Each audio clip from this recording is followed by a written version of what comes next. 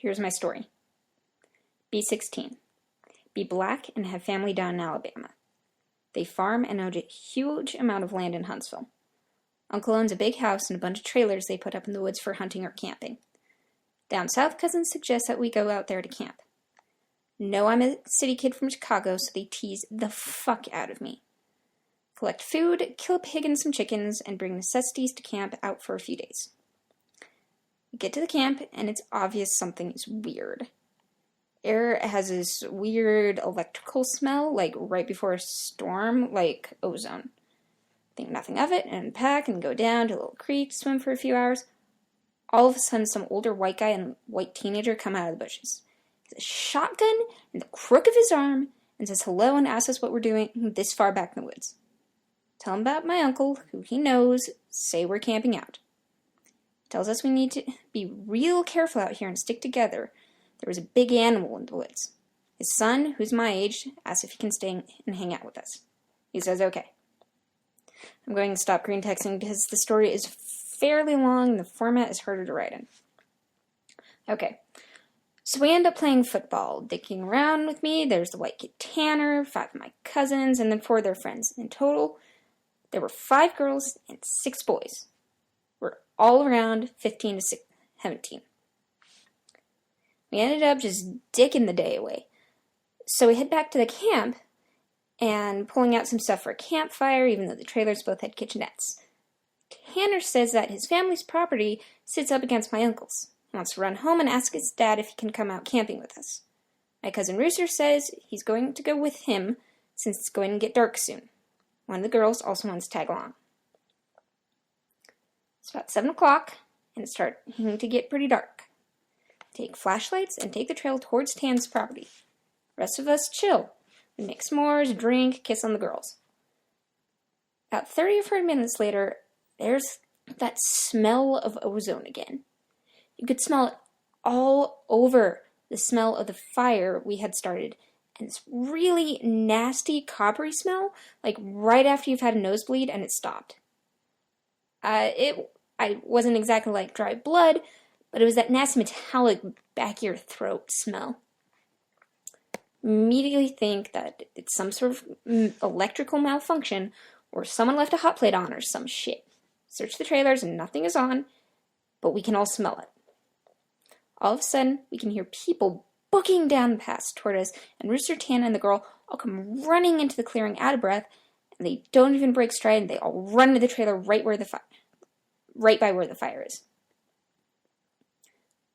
We all got the fuck out of there and get into the trailers. They end up calming down. Even Rooster is crying his fucking eyes out at this point.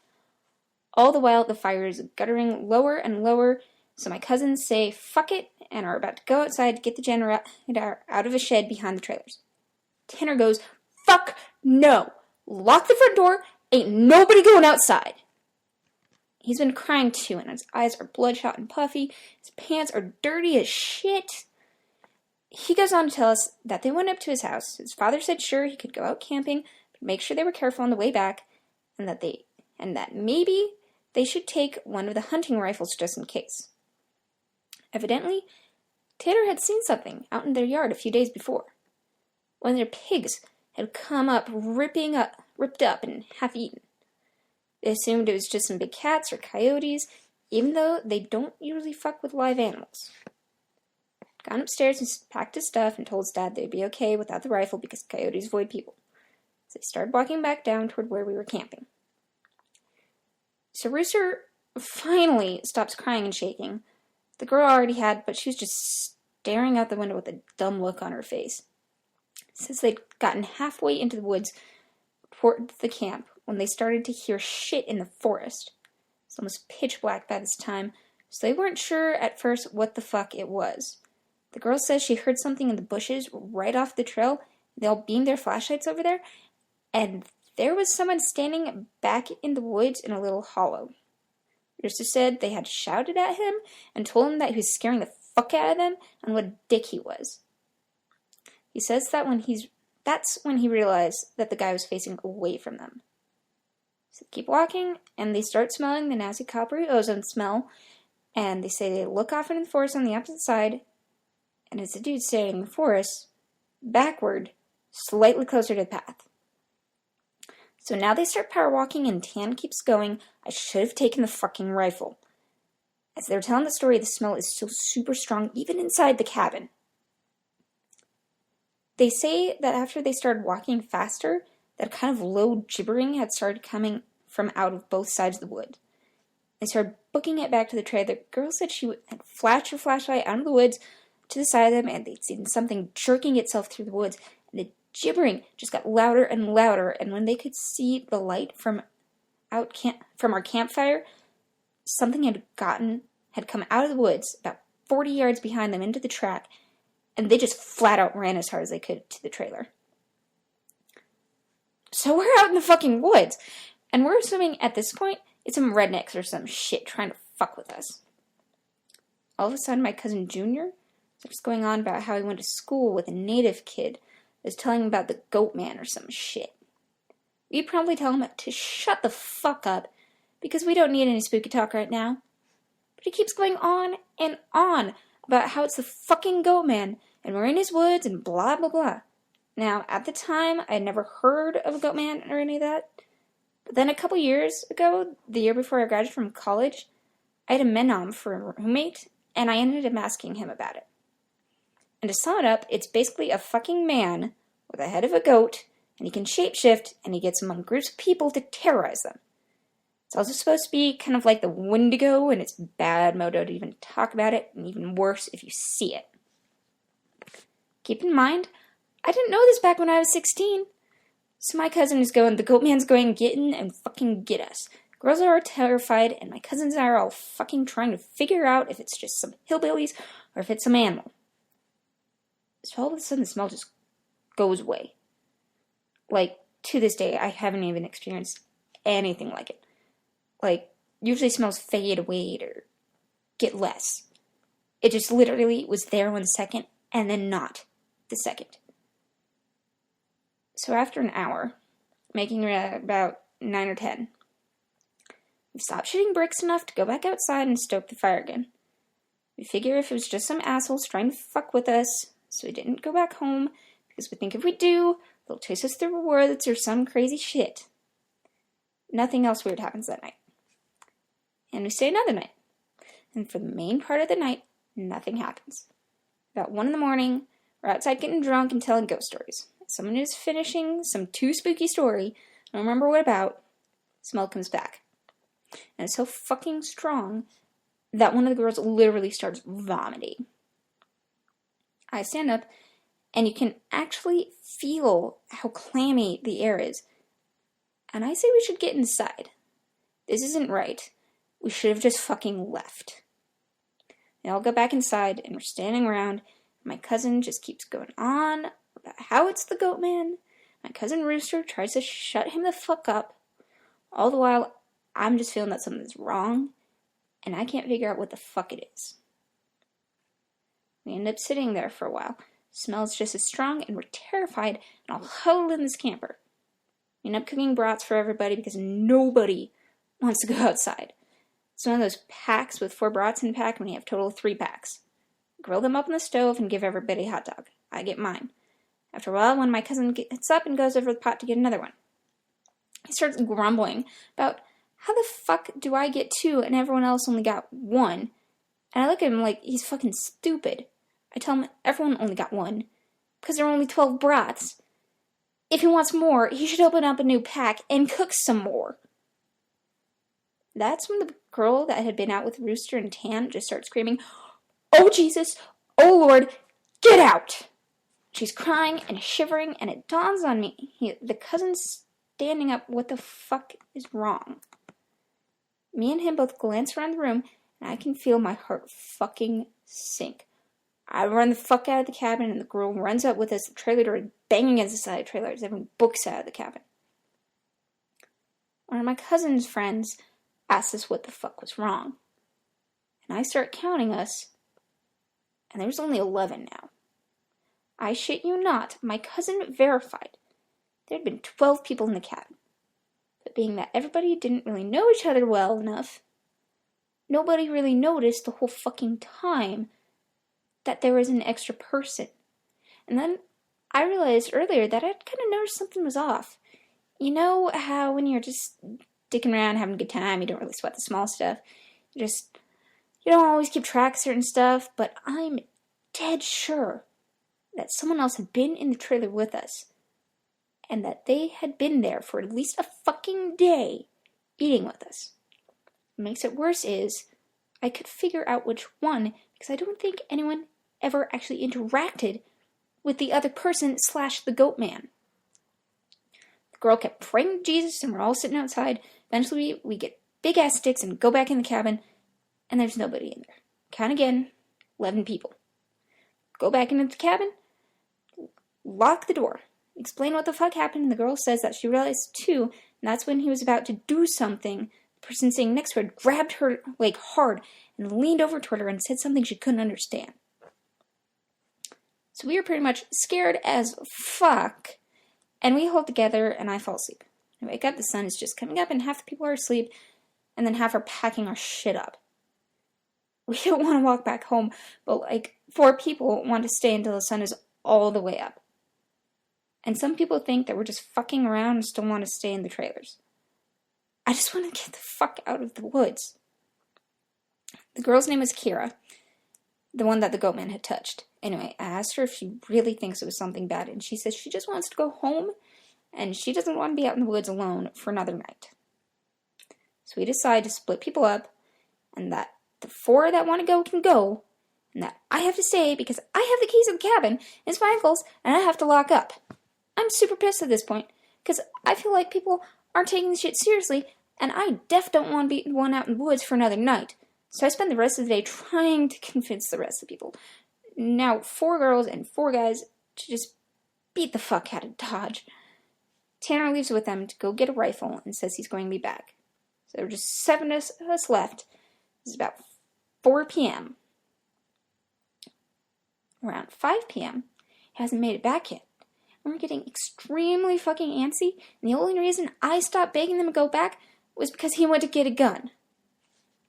It's about 5:30 p.m. when the one cousin that did stay says that the girl Kira is outside. We all look outside, and sure enough, she's standing by the fire pit with her back to the cabin. I'm thinking to myself, she was so fucking scared, why the hell would she come back? And then I get this nasty feeling in my gut. Keep in mind, the whole time the coppery smell has been gone, but now I realize I can smell just a twinge of it. I say this to the rest of them and everybody. These are people that want to stay in the fucking woods after we had the goddamn Goatman in our midst, are laughing at me, and asking me, did I set this up to fucking scare them? I'm looking at them like, I am not fucking bullshitting you at all right now. I asked them, why the fuck would I play like that? So one of the girls goes outside to get Kira. She gets halfway to her and stops cold. Kira starts heaving. I don't know how the fuck to describe it. Sort of like someone with their back turned was laughing without actually making any sound. It was this fact that made me realize there's not a fucking sound in the whole woods. It was dead silent. This was later in September, so it was still fairly hot at the time, but it was super chilly some days too. And you could totally hear big-ass geese honking or some kind of birds or squirrels chittering. So I step out of the door and I tell her to come back in the fucking trailer right goddamn now. She backs up in the trailer and we lock the fucking door. Pull down all the shades except one and put a guy there in a chair to watch her. Stands there for about another 20 minutes or so. The guy turns away to say that she's still there. There's a huge fucking bang on the door. We all jump the fuck up and scramble around the living room to the trailer. The bamming is super fucking loud. He looks around the room and then gets super pale. Pulls me aside and whispers in my ear, you know, there are only 7 of us in here, right? You get that feeling where your stomach drops in your nuts. It'd been back inside the trailer while we were sorting out who's going where, and then when we all went outside to talk earlier in the day, it had just slipped right back in. We look out the window, and there was nobody out there. So we recounted one, and then basically I go over and ask everyone how many people were here earlier. Everyone says 8. I say, well, how many are here now? And they all do the count, and they realize it's now only 7 people in the cabin. So Tan had brought back a couple boxes of ammo and his rifle, and he told his dad that there was some kind of animal in the forest because he didn't think his dad would believe him if he said it was a Goatman. He said that his cousin is supposed to be coming down in a few hours, and then in the morning we can all go back to his place, and his cousin will drive us home. Now, I'm really fucking terrified, but I at least feel better because we can be an American and shoot the fuck out of whatever it is if it comes back. But then my cousin gets in this huge argument with one of the girls because she thinks that I'm trying to be funny and prank them. She's getting really scared and that I'm not funny. He keeps telling her I'm not that kind of person, and she says, well, how do we know the girl wasn't just Tanner in a wig? Or if it's really Goatman, how do we know that this is the real Tanner, and the Goatman didn't just kill Tanner in the woods and take his gun? So we fucking get into a huge argument about this, where me and Tan are like, could seriously be in danger, because at the very least, someone has to be sneaking themselves into our fucking trailer without us knowing and mingling with us, and at worst, it's something bad in the forest fucking with us. One of the girls is crying and saying she wants to go right now, and I'm trying to tell her that's a fucking no-go, because none of us are walking through the woods in the middle of the night. At this point, the sun is starting to go down, and it's getting a little cloudy out. We eat something and turn on the radio for a while. We can't really get a station out there with anything decent, so we turn it off about the time that Tan's cousin shows up. He was like 19, I think. At this point, the sun is just barely over the horizon, and he has one of those heavy-duty lantern flashlights and another rifle. He walks up to the trailer and whispers to Tan, asking if he's sure that's his cousin. And he says yes. Guy looks behind him and all around the camp and walks in. Kind of glances at all of us and looks a little confused. He says, where's your other little buddy at? I figured she would meet me up at the cabin. She a little slow or something? He also asked whether we had been cooking blood in the cabin because it smelled like blood and hot pans all the way up the trail. We are like, fucking nope. But you ask him what the fuck he's talking about with the girl he saw. He'd come down the same trail Tan had been using, and that he had come up and on one of you guys' buddies hanging in the middle of the trail, looking at him slack-jawed. Asked her a whole bunch of questions, but all she did was just look at him. Then she smiled at him, and he said he kept walking, but she couldn't seem to keep up with him and kept lagging a little behind. He said he asked her if she was hurt or something, and then she needed any help. But she continued to stare. Eventually, he had been walking and turned around to bend into the trail, but when he turned around and went back to see if she was okay, the trail was empty. He'd assumed she'd taken some shortcut through the woods to our trailer. You tell him the whole story of what's been going on. I half expected him to say we were full of shit, but he just listened and then sat down on the couches in the living room. Tanner's cousin gets back to the girl. He says when she had kept trying to lag behind him, it was kind of weirding him the fuck out, so he tried to keep her in front of him, but no matter how slow he walked, she was always lagging a little behind. And he smelled this nasty smell. It got stronger as he got to the camp. He said eventually it got really fucking strong, and she had said something really low that he didn't catch, and he turned, and she'd been right the fuck up on him, and he stepped back from her.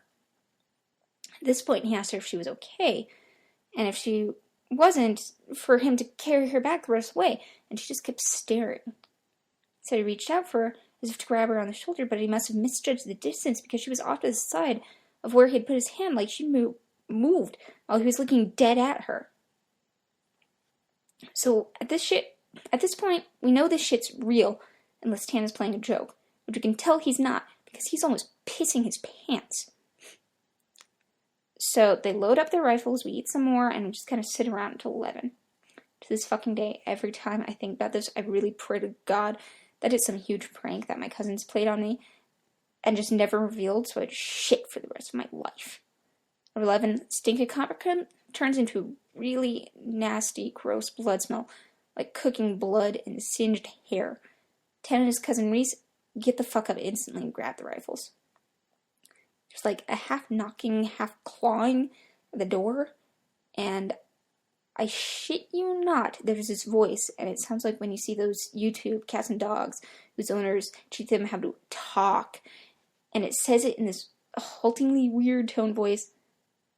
Let me the fuck in, stop fucking playing. It made my fucking nuts creep up against my body. One of the girls just starts crying and calling on Jesus. So fucking obviously not a person talking. Didn't have the right cadence. There's some shit I never realized until that moment, but all people have a certain cadence when they talk, no matter what language. All people have a certain kind of rhythm to talking. This shit didn't have any kind of cadence or rhythm. YouTube those cats. That's what the fuck it sounded like outside the door. So now I'm in full-on terror mode. You keep yelling, who is it? Stop fucking around, man. And it just keeps saying, in, or let me the fuck in, for almost 15 minutes. Sorry for going on a tangent, but you can't imagine how this shit sounded. Then you can imagine how fucked up the whole situation was. So the smell goes away after a while. And for the next hour or so, you can hear someone basically creeping around in the woods and shit. And every couple minutes, it comes back the door and says something. Finally, the smell fades away. It's around 2 in the morning right now. He says, man, fuck this, and opens the door and walks outside with his rifle. Fired a shot in the air. And says something to the effect of, in the name of Jesus Christ, go away. He fires 2 more times, and then from the woods, right up against the river, against the trailer, it sounds like something is slowly gibbering and hooting. And then it starts screaming, and it sounds almost like a woman and a cat in a bag screaming together. Like, I seriously have never heard any shit like that. And you can hear the brush over that way start to shake. He fires over into the tree line, and then starts back into the house. You lock the door, and you can hear this shit keening and screaming. He says something like, coming out of the bushes, super low to the ground, crawling towards the cabin. He had shot at it. Pretty much, that was how the rest of the night went. It literally was screaming constantly for the next 2 hours. You could hear shit moving out in the tree line. But it never came back to the cabin until everyone had finally fallen asleep. Tan had been sitting in the chair watching the door with his rifle. Nobody heard or saw this, and he told me 2 days later after the whole thing was over. He said he'd been nodding off as the screaming and noises finally stopped. He'd been almost asleep when he saw someone come out of the bathroom and just lay down in the middle of the floor and go to sleep. He just assumed it was one of us and nodded off. Then he said he kind of realized something was wrong, and while pretending to be sleeping, he counted us. There were 9 people in the cabin. He basically didn't want to try to shoot at the fucking thing in the cabin and have us kill us all then and there, and have Reese wake up and start shooting and then we kill ourselves. So he just stayed awake all night, pretending to be asleep. He said sometimes he would stand up and kind of do this weird jittery thing, or heave like he was laughing, but then would lay back down. Story closes pretty weak because from my perspective, nothing happened. We woke up, and I noticed that Tan was a little jittery, that he was avoiding looking at all of us. We ate some breakfast, packed up, and started walking to his house. Stayed last in the cabin and said he'd lock up and bring me my uncle's keys to just start walking, and he'd catch up. Which I didn't really want to fucking do. Got a little bit up the path, and then he came running up, and basically we just jogged back to his house, and his cousin took us home. There was a window in the bathroom. Tan had gone back to lock up and look in there, and he said there was a window, and that we were too stupid to lock, and that there was no screen on it. The window was fucking up when he went in there. I'm guessing it was just doing that all along, waiting for us to fall asleep or slip up, and then get in among us. It walked with us all the goddamn way, back to his house. And then he said it lagged to the back of the group, and then looked him dead in the eyes and walked into the woods.